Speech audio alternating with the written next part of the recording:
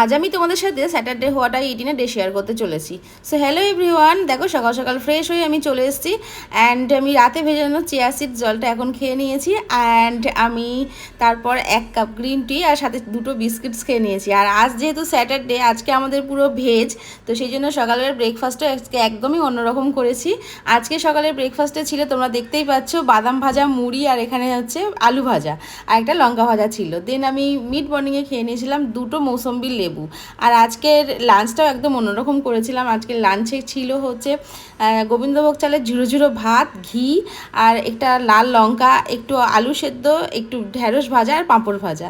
দেন লাঞ্চের পর আমি খেয়েছিলাম আজকে আমুলের আইসক্রিম, যেটা কিনা বাটারস্কচ ফ্লেভার, আমার ভীষণই ফেভারিট। আর বিকেলবেলা আবারও খেয়ে নিয়েছিলাম একটা বিস্কিটস আর একটুখানি গ্রিন টি। আর আজকে জানো তো সন্ধ্যেবেলা একদমই কিচ্ছু খাওয়া হয়নি, মানে সন্ধ্যেবেলাটা পুরো স্কিপ করে গেছিলাম।